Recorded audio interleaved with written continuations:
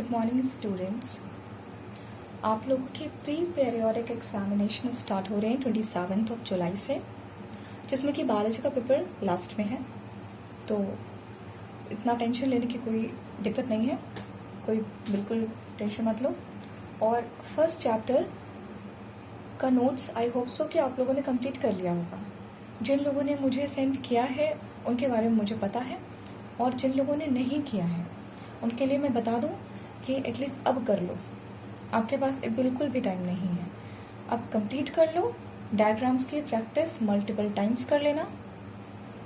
उसके बाद आज हम लोग कुछ क्वेश्चंस डिस्कस करेंगे, क्योंकि बहुत सारे बच्चों के एडमिशन्स हो रहे थे। इस वजह से उस टाइम पर जब हम लोगों ने लेक्चर लिया था, आपको जब यूट्यूब में वीडियोस मिल रहे थे, उस टाइम पे क्वेश्चंस को डिस्कस नहीं किया गया था। ठीक है, तो आज हम लोग क्वेश्चंस डिस्कस करेंगे। और आप सोच रहे होंगे कि ये फॉर्म जो आज हम प्रोवाइड किए हैं इसमें वीडियो नहीं है। इसमें वीडियो की बेटा ज़रूरत नहीं है।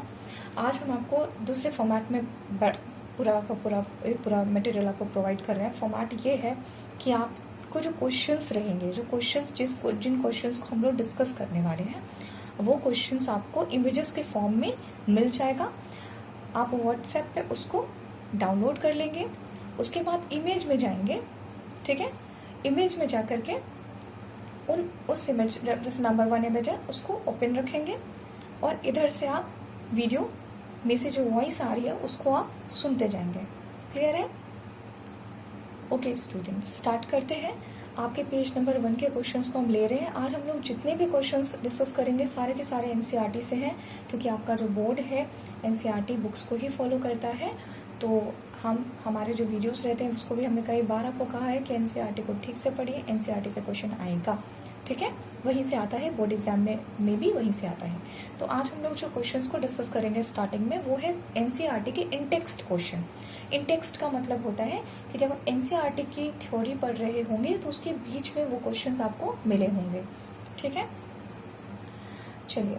तो आज जो अगर आपके सामने इमेजेस है तो उसमें से इमेज नंबर 1 का पहला क्वेश्चन आप देख पा रहे हैं। क्वेश्चन कहता है, why is diffusion insufficient to meet the oxygen requirements of multicellular organism like humans. Multicellular organism है आपके पास, लाइक ह्यूमन, जैसे हम लोग। वो कह रहा है, क्वेश्चन कहता है कि डिफ्यूजन के प्रोसेस से ऑक्सीजन को क्यों नहीं ट्रांसपोर्ट कर दिया जाता। ठीक है ना, ऑक्सीजन की जो रिक्वायरमेंट है हमारी बॉडी में, उसको डिफ्यूजन का जो प्रोसेस है वो फेल क्यों साबित होता है, उसका फेल्योर क्यों दिखाई देता है। ठीक है ना, डिफ्यूजन प्रोसेस इनसफिशिएंट अपने आप को पाता है कि उसकी वजह से ऑक्सीजन का ट्रांसपोर्टेशन मल्टीसेलुलर ऑर्गेनिज्म में नहीं हो सकता। ठीक है, जिसका बेस्ट एग्जांपल उन्होंने हम लोग को ही दिया है एज अ ह्यूमंस और ह्यूमन बीइंग। क्लियर है? ओके, अब आंसर्स देखते हैं। जो मल्टीसेलुलर ऑर्गेनिज्म होते हैं, in multicellular organism only the cells of skin. ठीक है, आप इसको अपने आप से महसूस भी कर सकते हैं कि आपके जो स्किन के सेल्स हैं, ठीक है ना, उसका तो डायरेक्ट कॉन्टैक्ट एनवायरमेंट से है। ठीक है ना, लेकिन आपको जब आपकी बॉडी मल्टीसेलुलर हो जाती है, जब आपकी बॉडी बड़ी रहती है, तो उसमें डिफ्यूजन जैसा प्रोसेस वर्कआउट नहीं कर सकता। यहाँ सबसे बड़ी लैकनेस क्या बताई गई है, diffusion is a very slow process. ठीक है ना, जब तक आपके ब्रेन से लेकर फुट तक ऑक्सीजन ट्रांसपोर्ट होगी धीरे धीरे, क्योंकि स्लो प्रोसेस है ना, धीरे धीरे जाएगा, तब तक जो है पैर अपना वर्क कर नहीं पाएगा, फुट अपना काम कर नहीं पाएगा। बिना ऑक्सीजन के हम कोई वर्क कर नहीं सकते। ठीक है ना, तो इस वजह से ये बहुत ही इनसफिशिएंट प्रोसेस हो जाता है। ठीक है, so here it is, diffusion is a very slow process, पता चल गया, and it will take very long time to reach all the cells of the body parts. Clear है? कोई दिक्कत नहीं। अगर कोई चीज़ स्लो चल रही है तो उसको पहुंचने में भी उतना ही टाइम लगेगा। ठीक है, यही एक रीज़न है जिसकी वजह से क्या होता है, डिफ्यूजन प्रोसेस के थ्रू हमारी ऑक्सीजन की जो रिक्वायरमेंट है वो पूरी नहीं हो सकती। क्लियर? अब चलते हैं क्वेश्चन नंबर 2 की तरफ। What criteria do we use to decide whether something is alive. अच्छा ठीक है, अलाइव मतलब जिंदा रहना। अब कोई चीज़ है, लिविंग है, कैसे पता चलेगा आपको?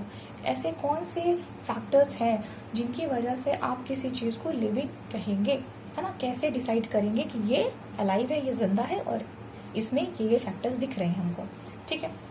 बिल्कुल भी परेशान ना होते हुए इसमें भी आप अपने आप को इमेजिन कर सकते हो, ठीक है? Point number 1, it can move on its own. आप अपने आप से, यानी जो लिविंग बॉडी होती है, जो अलाइव होते हैं, वो अपने आप से मूव कर सकते हैं। बिल्कुल सही बात है, आप अपने आप से मूवमेंट शो करते हैं, ठीक है ना? कोई आपको एक जगह से दूसरी जगह डॉल की तरह तो रखता नहीं, है ना, या टॉय की तरह तो रखता नहीं। क्लियर? नेक्स्ट पॉइंट पे आते हैं, it needs food to get energy and nutrients. Correct, it is very correct that you always want to take food, ठीक है, ताकि जो उसकी यूटिलाइजेशन करके आपको एनर्जी मिल सके और आप जो है फर्दर कोई काम कर सके, ठीक है? ऐसा आप करते हैं। It respires. रेस्पायर का क्या मतलब होता है? अगर आपको रेस्पायरेशन वाला पूरा टॉपिक प्रोसेस क्लियर है कि रेस्पायरेशन में 2 प्रोसेस आता है, एक ब्रीदिंग और दूसरा जो खुद इटसेल्फ आपका जो रेस्पायरेशन है उसमें ब्रेक डाउन हो, उसमें जो है आपका क्या होता है, आपका जो आपने ऑक्सीजन ली है, जो आपने फूड लिया है उसका ऑक्सीडेशन हो जाती है, ठीक है? ऑक्सीडेशन होके उसकी जो एनर्जी निकलती है वो पूरी बॉडी यूटिलाइज करती है, तो ये कंपाइल प्रोसेस आपका रेस्पायरेशन कहलाता है। तो वही कह रहा है कि जो आपका लिविंग बॉडी है वो क्या करेगा, रेस्पायर करता है, ठीक है? Next point is it respond to changes that take place in its surrounding. इसको बेटा 6th स्टैंडर्ड में रिस्पॉन्स टू स्टिमुलाई पढ़ते थे आप लोग, ठीक है ना? ये टॉपिक रहता था। इसका मतलब है कि जो लिविंग ऑर्गेनिज्म होता है वो आसपास में जो सराउंडिंग में जो आपके चेंजेस हो रहे होते हैं उसकी तरफ वो रिस्पॉन्ड करता है, ठीक है ना? अच्छा देखो, अभी आपका रेनी सीजन चल रहा है, फिर जब आप घर से बाहर निकलोगे तो आप अम्ब्रेला लेके निकलोगे, तो ये इसका क्या मतलब है? आप अपने सराउंडिंग के प्रति क्या हो, अवेयर हो। आपको पता है रेनी सीजन है तो आप अपना अम्ब्रेला लेके निकलोगे, फिर अभी विंटर आ जाएगा तो अपना कोट पहन के निकलोगे। तो आप क्या कर रहे हो? आप रिस्पॉन्ड कर रहे हो, आपके एनवायरमेंट में होने वाले चेंजेस को लेकर आप क्या कर रहे हो, रिस्पॉन्ड कर रहे हो, ठीक है? So next point is it exhibit growth and development. 2 चीजें कह रहा है कि आपके बॉडी में ग्रोथ होती है, ठीक है ना? ग्रोथ भी होती है और डेवलपमेंट होता है। ये दोनों एक सिंगल पार्ट नहीं है। आप इसे पहले एज इट इज याद कर लीजिए, जैसे आप 11th में जाएंगे इसको बाइफर्केट करके आपको दोनों को अलग अलग टॉपिक करके पढ़ाया जाता है, ठीक है? आपकी बॉडी में क्या होती है, ग्रोथ भी होती है और डेवलपमेंट भी होती है, ठीक है?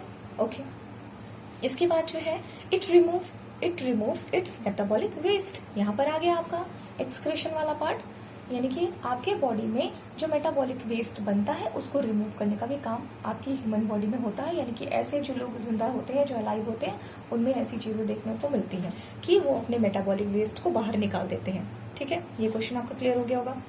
फिर नेक्स्ट क्वेश्चन है what are outside raw materials used for by an organism. भाई ऐसी कौन कौन सी चीजें हैं बाहर से जो एक ऑर्गेनिज्म लेगा, ठीक है? ठीक है, all organism take in oxygen, water and food as raw materials from the outside. Outside का क्या मतलब होता है, जो वो खुद तो प्रिपेयर कर नहीं रहा। यहाँ पे बेटा आपको समझाना चाहता है कि एक ऑर्गेनिज्म जो होता है वो अपना हर एक चीज किसी दूसरे पर डिपेंडेंट होता है वो, ठीक है ना? As plant make their own food by the process of photosynthesis they need.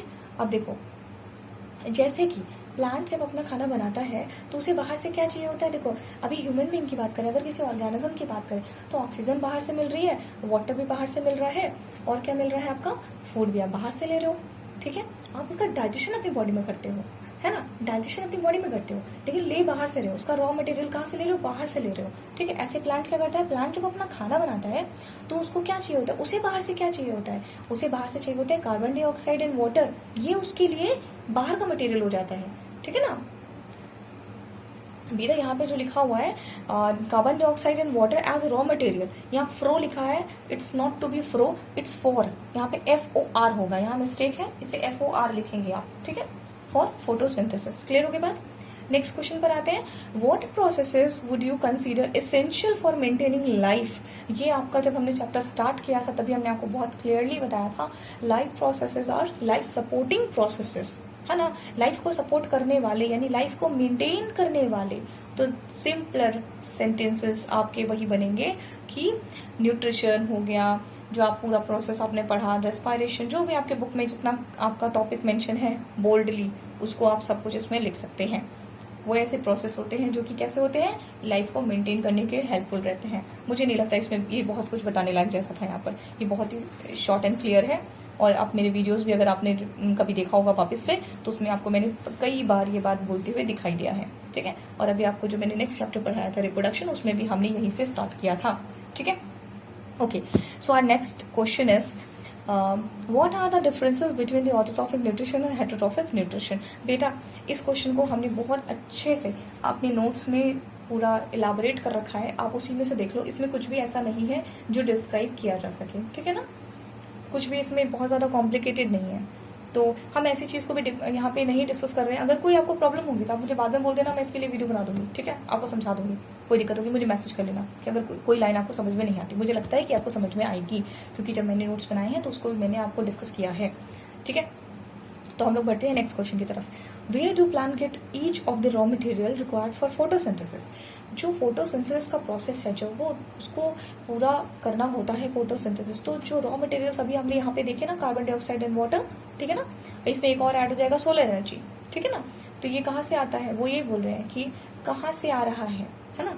तो आपको यानी कि रॉ मटेरियल्स बताने हैं और प्लस आपको सोर्सेस बताने हैं, यानी कहाँ से मिल रहा है। तो कार्बन डाइऑक्साइड कहाँ से मिलेगी, एटमॉस्फेयर में प्रेजेंट है। Water, there could be many sources like आपका ग्राउंड वाटर है, रेन वाटर है।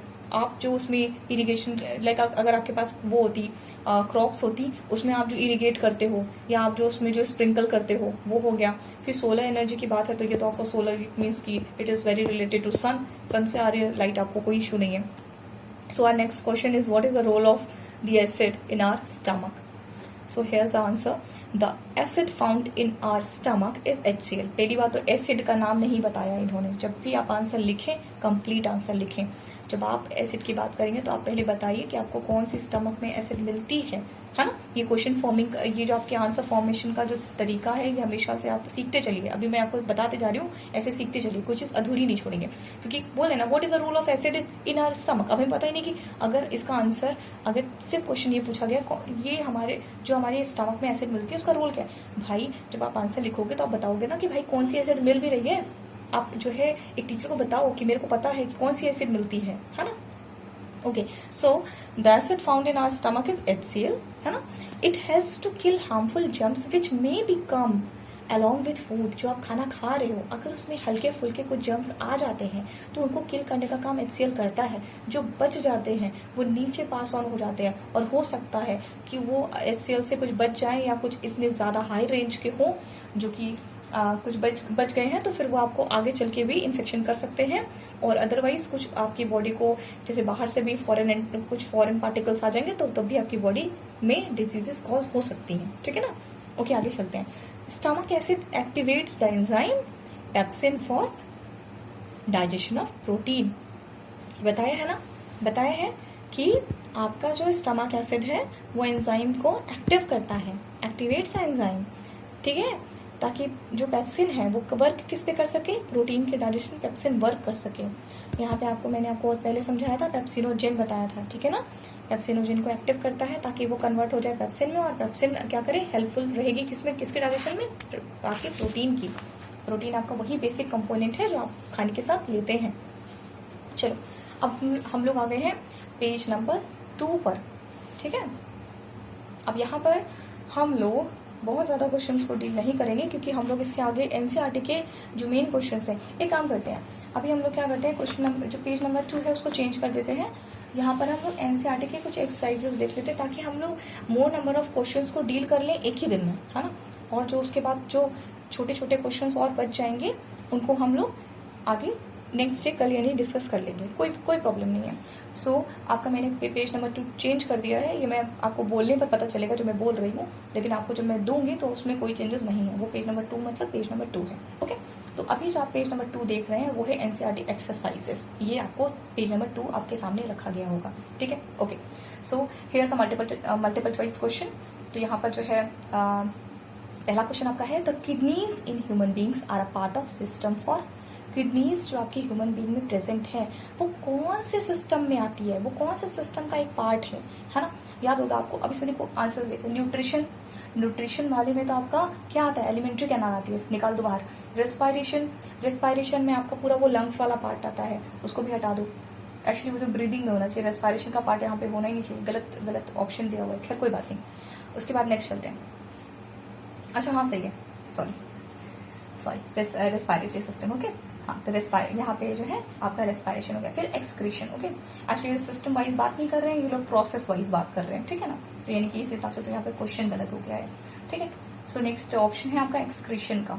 एक्सक्रीशन में आपकी अगर डायग्राम याद करो तो किडनी आती है ना, क्योंकि ट्रांसपोर्टेशन में आपको क्या आता है, यहाँ पे डबल सर्कुलेशन वाला पार्ट आता है, यानी कि न्यूट्रिशन नहीं, रेस्पायरेशन लंग्स वाला हो गया, ट्रांसपोर्टेशन हार्ट वाला हो गया और एक्सक्रीशन आपका किडनी वाला हो गया। तो ये आपका सही आंसर क्या हो गया, थर्ड हो गया, है ना। सी सेक्शन आपका जो इसका है वो आपका सही आंसर हो गया।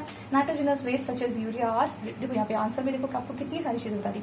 नाइट्रोजनस वेस्ट जिसका एक एग्जाम्पल है urea, are removed from the blood. कहाँ से रिमूव होता है ये जो यूरिया, यानी कि आपके ब्लड में प्रेजेंट हो रहा है ना। ये नाइट्रोजनस वेस्ट आपको कहाँ मिल रहा है, ब्लड में मिल रहा है, और ये ब्लड जो कि फिल्टर होगा वो कहाँ हो रहा है, किडनी में हो रहा है, ठीक है। देखो एक ही आंसर में आपको कितनी सारी चीजें पता चल गई, 2-3 बातें आपको क्लियर हो गई, ठीक है। नेक्स्ट क्वेश्चन पे आते हैं। The xylem in plants are responsible for, ये अगर आप बहुत बार अगर मैंने कितनी बार ना बताया होगा आपको कि आपके पास 2 ही सेल्स होते हैं आपके ट्रांसपोर्टेशन के लिए प्लांट्स में, जाइलम एंड फ्लोएम, ठीक है ना, ठीक है। तो देखो फ्लोएम, नाम क्या है, फ्लोएम, और एक होता है क्या कहते हैं आपका फूड फ्लोएम, फ दोनों में सेम आता है, तो यानी फूड के लिए फ्लोएम है। अब यहाँ पे चलो ऑप्शन में देख लेते हैं। ट्रांसपोर्टेशन, अब सेकंड से लेते हैं, ट्रांसपोर्टेशन ऑफ फूड, देखो अभी मैंने फ्लोएम बताया, इसको काट दो, बिल्कुल नहीं। ट्रांसपोर्ट ऑफ अमीनो एसिड, बिल्कुल नहीं, कोई ये तो है ही नहीं, ये कोर्स में ही नहीं, इसकी जरूरत नहीं है। फिर ट्रांसपोर्ट ऑफ ऑक्सीजन, नहीं ये भी नहीं, बिल्कुल नहीं, क्योंकि आपको पता होगा कि जो है वो अपना जो है सारा ट्रांसपोर्टेशन आपका जो रहता है वो आपके स्टोमेटा के थ्रू रहता है। तो यानी कि जाइलम सेल्स तो फालतू के यहाँ पे पार्टिसिपेट कर रहे हैं, यानी transportation of water and food में ही आपको मेनली कंफ्यूजन होगा। तो फर्स्ट से फूड होता है, फूड इधर रहेगा फ्लोएम, बस इसको कनेक्शन में रखो, फूड फ्लोएम बस, यानी कि जाइलम का वाटर, बस ये आपका हो गया। Xylem transport water and minerals, यहाँ पे देखो एक और आपको बता दिया कि वाटर प्लस मिनरल भी ट्रांसपोर्ट होता है साथ में, ये दोनों होते हैं, सैप कहते हैं आपके एसेंट ऑफ सैप की थ्योरी में, यही दोनों कंटेंट लिए जाते हैं। फ्रॉम कहाँ से ये जो आपका एब्जॉर्ब हो रहा है, वाटर और मिनरल्स कहाँ से आ रहे हैं, ये आपके सॉइल से हो रहे हैं, ठीक है ना, ठीक है। वाटर आपको जो वाटर ट्रांसपोर्ट जो आपका जाइलम ट्रांसपोर्ट करता है वाटर मिनरल्स कहाँ से लेता है, सॉइल से लेता है, और कहाँ तक पहुंचाता है, लीव्स तक पहुंचाता है, ठीक है ना, सब जगह पहुंचाएगा। उसके बाद जो है the autotrophic mode of nutrition, auto मतलब सेल्फ, है ना, कोई दिक्कत नहीं है, रिक्वायर्स कह रहे हैं ऑटोट्रॉफिक मोड ऑफ न्यूट्रिशन के लिए क्या जरूरी है। हाँ अच्छा देखो ऑप्शन देखो, कार्बन डाइऑक्साइड एंड वाटर, अभी हम लोग ने लास्ट क्वेश्चन में देखा कार्बन डाइऑक्साइड वाटर था, ठीक है। क्लोरोफिल भी है, फिर सनलाइट भी जरूरत है, और थर्ड आपका option all of the other. जाहिर सी बात है क्लोरोफिल नहीं होगा तो आपका ये फंक्शन नहीं करेगा, ठीक है ना, आपका फोटोसिंथेसिस का कोई मतलब नहीं रहेगा, ठीक है। तो आपको सब कुछ चाहिए, तो इट मीन्स कि आपका आंसर क्या हो जाएगा, ऑल ऑफ दी अबव, हो गया। फिर नेक्स्ट क्वेश्चन है आपका, the breakdown of pyruvate to give carbon dioxide water and energy takes place in, ये कहाँ पर हो रहा है, ठीक है। पहली बात तो ये आपको कुछ नहीं पूछना चाहता है, ये आपसे कुछ भी नहीं पूछना चाहता है, ये क्वेश्चन आपसे बस ये पूछना चाहता है कि जो आपका जो पायरुवेट हुआ है ना, जो ब्रेकडाउन ऑफ पायरुवेट हुआ है, इसके आगे का प्रोसेस पूछ रहा है कि कहाँ होता है। अगर आपको ग्लाइकोलिसिस वाला कंडीशन पता होगा, जो आपने पूरा फ्लो चार्ट बनाया था, जब आप ग्लाइकोलिसिस होती है यानी ग्लूकोज टूटता है पायरुवेट में, देखो अगर आपको जो मैंने इमेजेस सेंड करी हैं, अगर आपने उसे बहुत ही ध्यान से देखा है तो बिल्कुल ये क्वेश्चन करने में कोई आफत नहीं आने वाली है, वही पूरा इमेजिन कर लो, कोई दिक्कत नहीं है। पहला क्या था, पहला होता था ग्लूकोज होता था, ग्लूकोज से वो पायरुवेट बनता था, तो यहाँ पे ग्लूकोज का जो आपका ब्रेकडाउन होता है जिसको कहते हैं ग्लाइकोलिसिस, तो ये एक्चुअली होती है साइटोप्लाज्म में, ठीक है ना। फिर क्या बन रहा है पायरुवेट, देखो इन्होंने क्वेश्चन पायरुवेट से उठाया, पायरुवेट के बाद कुछ भी चेंज हो जाए, है ना, तो अब वो कह रहा है कि आपके रिजल्ट में क्या आ रहा है, आपके रिजल्ट में आ रहा है carbon dioxide water plus energy, है ना। तो ये कह रहा है कहाँ होगा, तो आपका जो ये प्रोसेस चलेगा breakdown of pyruvate using oxygen तो लगती है, टेक प्लेस इन माइटोकॉन्ड्रिया, वो यही जानना चाहता है कि ये होगा कहाँ, ये कहाँ होगा, ठीक है। चलो इसके बाद अगर आपका वो वाला एनारोबिक वाला हो जाता जिसमें आपकी इथेनॉल रिलीज होती है ना, फर्मेंटेशन वाला, वो आपका साइटोप्लाज्म में ही होता है, ठीक है। तो यहाँ पर जो आपका क्वेश्चन इसलिए डिफरेंट हो जाएगा क्योंकि यहाँ पर आपकी कार्बन डाइऑक्साइड, वाटर और एनर्जी की बात कर रहा है, ठीक है, आपकी एरोबिक की बात कर रहा है। एरोबिक है ये, एरोबिक रेस्पिरेशन है जहाँ पर माइटोकॉन्ड्रिया में ही होगा, ठीक है। तो अगर आपको वो पूरा स्टेटमेंट याद है तो ये इसको उन्होंने बस लिख दिया है, ठीक है। ये पूरा जो आपका प्रोसेस लिखा हुआ है, ये पूरा लिखा हुआ प्रोसेस है, ठीक है ना। चलो अब पढ़ना है तो पढ़ सकते हैं, कोई इशू नहीं है। Breakdown of pyruvate using oxygen take place in mitochondria. This process breaks up the 3 carbon pyruvate. आपका जो पायरुवेट है वो भी 3 कार्बन एटम है, सॉरी 3 कार्बन मॉलिक्यूल है आपका, ठीक है ना। तो टू गिव 3 मॉलिक्यूल्स ऑफ आपका कार्बन डाइऑक्साइड रिलीज करेगा, अदर प्रोडक्ट इज वाटर। तो ये सारा प्रोसेस क्या हो रहा है, प्रेजेंस ऑफ ऑक्सीजन में हो रहा है, तो इसलिए इसको क्या कहेंगे, एरोबिक रेस्पिरेशन कहेंगे, ठीक। कोई दिक्कत की बात नहीं है। जो आपका पूरा एक फ्लो चार्ट है उसको उठाकर उन्होंने सीक्वेंस में लिख दिया है, रिटन वर्क में लिख दिया है, ओके। चलो नेक्स्ट क्वेश्चन लेते हैं। How are fat digested in our body, where does this process take place. Fat कैसे डाइजेस्ट होता है, पहला क्वेश्चन। दूसरा है ये पूरा जो प्रोसेस आप बताने वालेंगे, अभी जो बात बताएंगे आप, वो कहाँ होगा, ठीक है। Fat are digested in our body in the small intestine. एक चीज जान लो, लार्ज इंटेस्टाइन में डाइजेशन नाम की चीज नहीं है, वहाँ एब्जॉर्प्शन होती है। उसके बाद आपका आपने इससे पहले स्टमक देखा, स्टमक में आपका प्रोटीन डाइजेस्ट हुआ, बाकी सारी चीजें, ठीक है ना। इवन प्रोटीन भी आपका पूरा नहीं डाइजेस्ट होता, ठीक है ना। तो इसके बाद का जो परसेंटेज आपका बच जाता है वो कहाँ डाइजेस्ट होगा, वो भी स्मॉल इंटेस्टाइन में डाइजेस्ट होता है, ठीक है।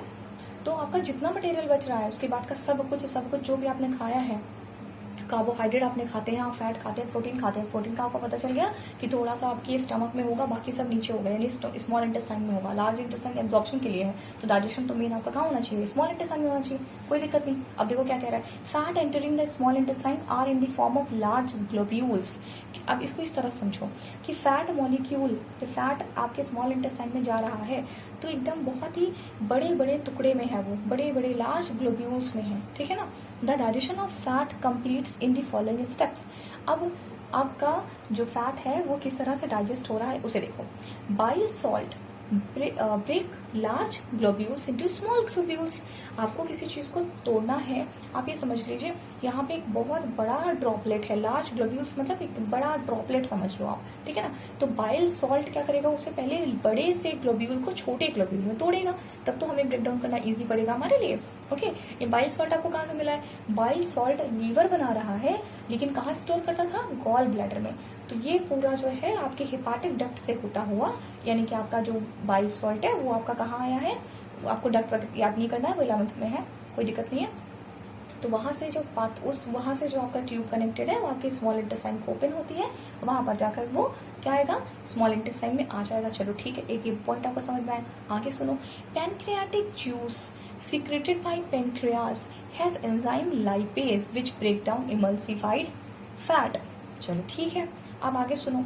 अब जो आपने ये जो बाइल सॉल्ट में छोटे छोटे टुकड़े कर दिए हैं, बड़े से लोब्यूल का छोटा छोटा टुकड़ा कर दिया, लेकिन अभी भी वो डाइजेस्ट नहीं हो सकता, अभी भी उसे और तोड़ना बाकी है, ठीक है ना। तो उसके डाइजेशन के लिए क्या आता है, आपको याद होगा स्टमक के इधर पे राइट हैंड साइड एक ऑर्गन होता है जिसका नाम है पेनक्रियास। पेनक्रियास से जो जूस आता है, पेनक्रियास के जूस को हम पेनक्रियाटिक जूस कहते हैं, ठीक है। पेनक्रियाटिक जूस क्या करेगा, वो भी कहाँ आएगा, वो भी स्मॉल इंटेस्टाइन में गिरता है आके, ठीक है। पेनक्रियाटिक जूस आके कहाँ आएगा, आपके स्मॉल इंटेस्टाइन में। वहां पर जो एंजाइम वर्क करने वाला है फैट के लिए, उसका नाम है लाइपेज, ठीक है। लाइपेज वर्क करता है, ठीक है। अब लाइपेज क्या करता है, ये जो आपने इससे पहले स्मॉल ग्लोब्यूल्स तोड़ दिए हैं उसको और टुकड़े टुकड़े करता है, ठीक है, और इमल्सिफाइड जो आपका और ब्रेक डाउन करता है जो आपने इससे पहले अपने ग्लोब्यूल बनाया है, ठीक है। चलो आगे चलते हैं। Next point is enzyme secreted from the walls of the small intestine. ध्यान से देखो, तीन प्रोसेस लग रहे हैं आपके फैट को डाइजेस्ट करने के लिए, इसलिए बहुत ज्यादा जरूरी है, इसको ध्यान से समझो। Enzyme secreted from the walls of the small intestine finally converted fat into fatty acids. इसमें एक और होता है, fat directly converted into fatty acid plus glycerol. इसको ग्लिसरॉल हटा दिया गया है, आपको क्या याद करना है, सिर्फ फैटी एसिड्स याद करनी है, क्लियर है, ओके।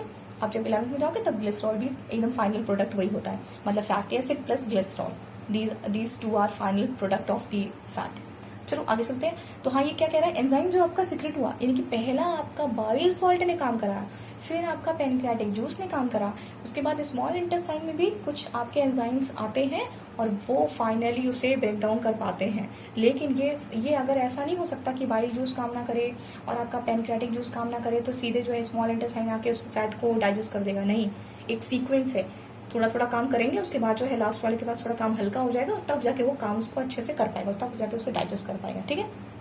और जहाँ पे आपका सेकंड क्वेश्चन था, where does this process take place, सब का प्रोसेस का आपने लोकेशन बताया हुआ है कि कहाँ कहाँ हो रहा है, कौन कहाँ से आ रहा है, और मेन आपने बताया कि कहाँ पे ये प्रोसेसेस होंगे। ठीक है, कोई दिक्कत नहीं। नेक्स्ट चलते हैं, what is the role of saliva in this digestion of the food. ठीक है, इसमें से सिंपल एक ही आपको याद रखना, आपकी सलाइवरी अमाइलेज है ना, वो ब्रेक डाउन कर देता है आपके जो आपका स्टार्च होता है उसको शुगर में कन्वर्ट कर देता है। ठीक है, अब देखो यहाँ पे देखो आपके सलाइवा के बारे में क्या बताया, सलाइवा कंटेन्स वाटर, वाटर है, चलो ठीक, सॉल्ट है, ठीक है, म्यूसिन है, ठीक है, एंजाइम है, एंजाइम का नाम बताया है आपकी सैलिवरी अमाइलेज। ठीक है, ये क्या करता है, ये आपके स्टार्च को, जो आपके फूड में स्टार्च है उसको कन्वर्ट कर देता है सिंपल शुगर में। क्लियर हो गई बात, आपका ये क्वेश्चन भी क्लियर। चलो नेक्स्ट क्वेश्चन पर आते हैं, what are the necessary condition for autotrophic nutrition and what are its byproduct। ठीक है, अगेन पूछ रहा है क्या ऐसी कंडीशन ऑटोट्रॉफिक न्यूट्रिशन के लिए जरूरत होती है ना। ऑटोट्रॉफिक न्यूट्रिशन, ऑटोट्रॉफिक न्यूट्रिशन यानी पहले तो आप ये ऑटोट्रॉफिक वर्ड जो आ रहा है ऑटोट्रॉफिक न्यूट्रिशन, इसमें पूरा का पूरा काम किसका है, आपकी प्लांट के बारे में बात हो रही है। ठीक है ना, तो नेसेसरी कंडीशन क्या है, ऑटोट्रॉफिक न्यूट्रिशन कंप्लीट कैसे होता है, फोटोसिंथेसिस की वजह से। तो कह रहा है फोटोसिंथेसिस की वजह, ये देखो आपका अप्लाइड क्वेश्चन है, ठीक है ना, वो कह रहा है कि जो आपका ऑटोट्रॉफिक न्यूट्रिशन है उसके लिए नेसेसरी कंडीशन क्या है। ऑटोट्रॉफिक न्यूट्रिशन या फोटोसिंथेसिस तो तभी होगा ना जब उसकी नेसेसरी कंडीशन फुलफिल हो जाएगी। और नेसेसरी कंडीशन क्या होती है, यानी रिक्वायरमेंट होती है। यहाँ पे रिक्वायरमेंट क्या है, रॉ मटेरियल्स। रॉ मटेरियल्स आपका क्या हो गया, अभी आपने इससे पहले पढ़ा, CO2, water, sunlight and chlorophyll. ठीक है ना, कोई दिक्कत नहीं है। अब इसके बाद सुनो, एक आपका लास्ट क्वेश्चन है, what are its by product. अगर आपका ये कंडीशन फुलफिल कर दी जाए तो आपको बाई प्रोडक्ट क्या मिलेगा, यानी आपको रिजल्ट में क्या मिलने वाला है ना, प्रोडक्ट में आपको क्या मिलने वाला है। ठीक है, तो सिंपल, आपको CO2 चाहिए, आपका जो है वो नेसेसरी है फोटोसिंथेसिस के लिए, वाटर भी चाहिए, सनलाइट भी चाहिए। ठीक है, आपने बता दिया, क्लोरोफिल भी आपने बता दिया कि ये सारा आपका नेसेसरी कंडीशन है। और मिल क्या रहा है आपको, जब भी आपका फोटोसिंथेसिस होता है तो आपको रिजल्ट में क्या मिलता है, आपको ऑक्सीजन मिलती है। सिंपल, आप लेके चले जाइए, ह्यूमन बींग उसे लेके चला जाएगा। So our next question is aerobic respiration और एनारोबिक रेस्पिरेशन में डिफरेंसेस है। बेटा ये जो आपका क्वेश्चन है ये हमने आपको वीडियो में करा दिया है, वीडियो वाले क्वेश्चन हम यहाँ रिपीट नहीं कर रहे हैं, ये बात आपको हम बता दे रहे हैं। ठीक है, तो यहाँ पर क्या करना है, ये वाला क्वेश्चन हमने आपको आपके नोट्स में भी प्रोवाइड करा दिया है, वीडियो में भी प्रोवाइड करा दिया, तो इसके बारे में हम बात नहीं करेंगे। चलो नेक्स्ट क्वेश्चन लेते हैं कि हाउ आर, यहाँ पर मुझे लगता है, मुझे याद नहीं आ रहा कि मैंने एग्जाम्पल लिखा है कि नहीं लिखा है। चलो मैं यहाँ पे एग्जाम्पल देख लेते हैं कि जो एनारोबिक मोड ऑफ रेस्पिरेशन होता है उसमें कुछ ऑर्गेनिज्म आपके हेल्प करते हैं, जैसे आपका बैक्टीरिया और ईस्ट। ठीक है ना, इसमें जो आपका एनारोबिक मोड ऑफ आपका रेस्पिरेशन चलता है, ठीक है, बैक्टीरिया एंड ईस्ट को लेकर के। ठीक है, चलो यानी 8th क्वेश्चन का हमने लास्ट लाइन से डिस्कस करी है, बाकी सब आपके नोट्स में आपका प्रोवाइडेड है और उससे पहले आपका हमने वीडियो में प्रोवाइड कराया है। How are alveoli design to maximize the exchange of gases. ध्यान से सुनना है इसको। In human being in human beings to maximize the area for exchange of gases, है ना। अगर जो आपको देखो, बहुत सिंपल सी बात है, इसको आप इस तरह से लो कि एक मोटी सी लेयर है। हाँ, इसको आप ऐसे लो कि जब कभी आपको कोई चीज़ छाननी हो, जैसे आपको आटा छानना हो, आपको आटा छानना है, एक जगह छन्नी रखिए और छन्नी के ऊपर एक कपड़ा रख दीजिए और कपड़े से लेकर उसको छानने स्टार्ट करिए। छनेगा नहीं छनेगा, तो आपको क्या करना है, उसका एरिया मैक्सिमाइज करना है। यानी एरिया मैक्सिमाइज करने का क्या मतलब, यानी कि जो होल्स हैं उसको होल को इस लेवल पे बनाओ ना, ताकि चीज़ें चली जाएं, एक्सचेंज हो जाएं। ठीक है, देखो यहाँ पर जो है सॉलिड की बात हो रही थी अभी जो हम जैसे बात कर रहे हैं, लेकिन यहाँ पे गैसियस फॉर्म है। ठीक है, गैस को भी जाने के लिए थोड़ा सा एरिया आपको बढ़ाना पड़ेगा, यानी आपको जो लेयर है, अगर आप मोटी लेयर कर देंगे तो कोई एयर भी ट्रांसपोर्ट नहीं हो पाएगी। ठीक है ना, क्योंकि आपको सेल के थ्रू ट्रांसपोर्ट कराना है, तो जितनी लेयर आपकी पतली होती है, हाँ, उतना ज्यादा आपका ट्रांसपोर्टेशन हो जाता है। ठीक है, चलो आगे चलते हैं। अब आगे जो है, आप जैसे आप छन्नी से भी छानिए तो आपका जो मटेरियल है वो छन जाएगा। Simple, to maximize the area for exchange of gases. अगर आपका गैस को एक्सचेंज करने का हमें एरिया बढ़ा देते हैं, ताकि इससे क्या हो जाएगा, इजीली जो गैस एक्सचेंज भी हो पाएगा और ज्यादा भी हो पाएगा, है ना। एरिया बढ़ा देंगे, एरिया बढ़ाने से क्या होता है, ज्यादा आएगी, है ना, और ईजिली आएगी। 2 बातें हो गई। आगे चले। Inner surface of lungs has small tubes that terminates into balloon like structure called alveoli. ठीक है, कह रहा है जो एक्सचेंज ऑफ गैसेस का एरिया बढ़ाने के लिए हमारी बॉडी में जो आपका इनर सरफेस है लंग का, वो कैसे स्टार्ट होता है, एक स्मॉल ट्यूब से स्टार्ट होता है, लेकिन खत्म कहाँ पे होता है, एक बलून जैसे स्ट्रक्चर पे जाके खत्म हो जाता है, जिसका नाम है एल्वेलाई। ठीक है, The walls of alveoli have extensive network of blood vessels। ठीक है, अब ये जो एल्वेलाई है, एल्वेलाई के ऊपर बहुत सारी ब्लड वेसल्स होती हैं, और एल्वेलाई बलून जैसा स्ट्रक्चर है।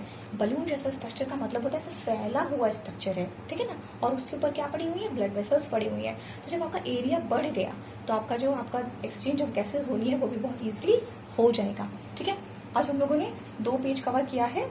ठीक है, और यहाँ पे आपके पूरे 9 क्वेश्चंस थे, और फर्स्ट पेज में आपके पास थे क्वेश्चन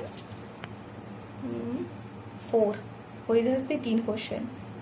ठीक है, 7 और इधर 9। ठीक है, हमने काफ़ी क्वेश्चंस किए हैं, 14, 15, 16, हाँ 16 क्वेश्चंस हम लोगों ने कर लिए हैं। ठीक है, तो बिल्कुल परेशान नहीं होना है। 16 क्वेश्चन ये हमने आपको करा दिए।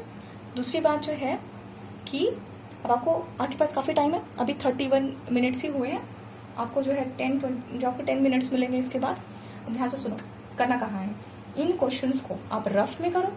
ठीक है, आपकी जो कॉपी चल रही है उसके बीच के पेजेस में करो, लास्ट के पेजेस में कर लो, कहीं पर भी कर लो, लेकिन कर लो। ठीक है, पहले एनसीईआरटी के क्वेश्चंस कर लो, फिर जब पूरा सिलेबस खत्म हो जाएगा तो आपके एक्स्ट्रा क्वेश्चंस भी करवाएंगे। आज के लिए इतना ही। आपका जो सैटरडे है, सैटरडे को जो है हम और क्वेश्चंस को देखेंगे। और एक और बात सुनो, एग्जाम के लिए डायग्राम प्रैक्टिस कर लो, एक बार वीडियोस देख डालो। ठीक है, एक बार वीडियोस देख डालो, हो जाएगा काम। बस इससे ज़्यादा पढ़ने की जरूरत नहीं पड़ेगी। और ये जो आपके क्वेश्चंस करा रहे हैं इसको भी बस ऐसे लगा करके सामने बस देखते रहो कि जहाँ डाउट है। देखो बेटा, एक बार अगर आपको चैप्टर समझ में आ गया तब तो फिर ठीक है, अब तो उसको रिविजन करना चाहिए। और नहीं आया है तो मुझे डाउट अगर है आपको तो सेंड कर दीजिएगा, आपके पास 2-3 दिन है, तब तक आप अपने आप को मेंटेन कर लो। और डायग्राम प्रैक्टिस तो बहुत अच्छे से कर लो। ठीक है, चलो okay, thank you so much class. आप जो है इसको रिपीट में देख लेंगे तो आपको जो है पूरा क्लियर हो जाएगा। Thank you.